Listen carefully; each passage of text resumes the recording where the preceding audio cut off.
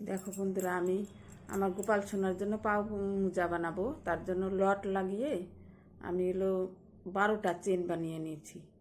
এর থেকে ছোট বড় হলে আর একটু কম, 2-1 ঘর কমায় বা বাড়ায় নিলেই হয়ে যাবে।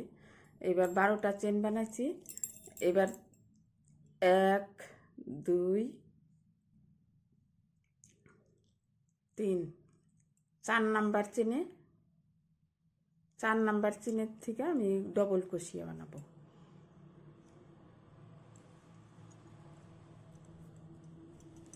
লট লাগানো আর চেন বানানো আমার চ্যানেলে ভিডিও দেওয়া আছে, যে দেখনি দেখে নিতে পারো।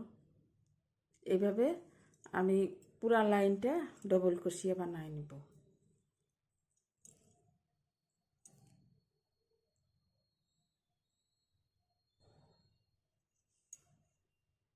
এই পুরা লাইনটা আমার ডবল ক্রোশিয়া বানানো হয়ে গেছে।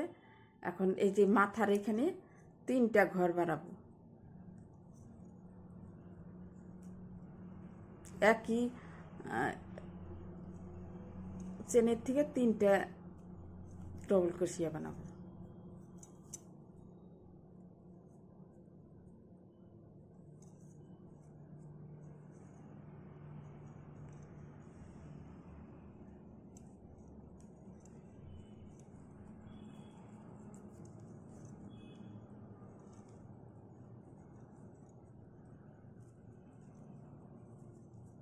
এই 3টা বানানো হয়ে গেল।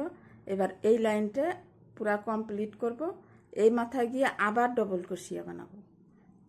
মানে একটা ঘরের থেকে এই মাথায় এসে 3টা ডবল ক্রোশিয়া বানাবো। বানায় আবার ঘুরাইয়া নিয়ে আসবো। এইভাবে রাউন্ড করে আমি 3টা লাইন বানাবো। এই যে আমার মাথায় চলে আসছি। এবার এখান থেকে আবার 3টা ঘর বানাবো। মানে একই ঘরের থেকে 3টা বানাবো ডবল ক্রোশিয়া। এই মাথায়ও ও মাথায়ও, 2 মাথায়। এরপরে আর কোনো বাড়ানো কমানো দরকার নাই। একবারে এইভাবে রাউন্ড করে 3টা লাইন ঘোরাবো। এই যে আমার 3টা লাইন ঘোরানো হয়ে গেছে। এই যে 1 2 3, এই যে গোল করে ঘুরাইলাম। প্রথমে 12টা চেন নিয়েছিলাম। আমার গোপাল হয়েছে 8 নম্বর সাইজে। এই যে এখন একটা ক্রোশিয়া বানাবো। এই যে এখানে লট করে দিলাম। এই যে অর্ধেকটা, এবার অর্ধেকটা দেব বন্ধ করে, আর অর্ধেকটা ওই যে গোড়ালির পোর্শন এটা থাকবে খোলা। এই যে এইভাবে ঘুরাইয়ে এই যে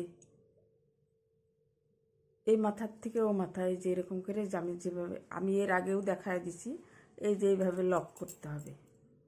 অর্ধেকটা লক করে দেব।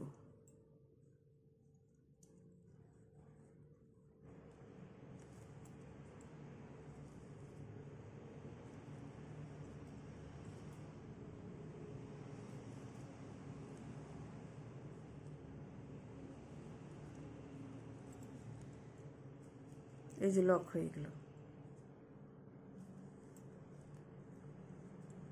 এই যে অর্ধেকটা বন্ধ করে দিলাম। এই যে হয়ে গেল জুতা।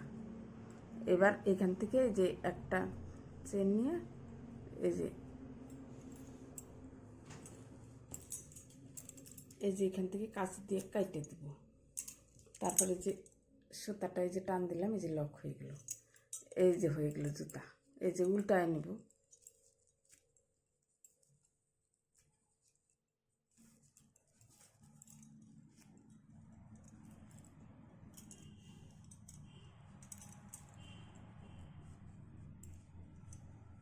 এই যে জুতা হয়ে গেল। আমার গোপাল সোনা হয়েছে 8 নম্বর সাইজের। এরপরে যদি জুতার মতো যে এরকম যদি বানাইতে চাও, এখানে আর একটা লট লাগাইয়া সিঙ্গেল ক্রোশিয়া 2বার করে এই যে 2 রাউন্ড ঘুরাই দিলেই সিঙ্গেল ক্রোশিয়া, ডবল ক্রোশিয়া না, সিঙ্গেল ক্রোশিয়া 2 লাইন লট লাগায় ঘুরাই দিলেই এই যে এরকম জুতার মতো হয়ে গেল। আর এইভাবেও পরানো যাবে, যেরকম আমি এই যে এইভাবে বানাইছি, এই যে এইভাবেও পরাই।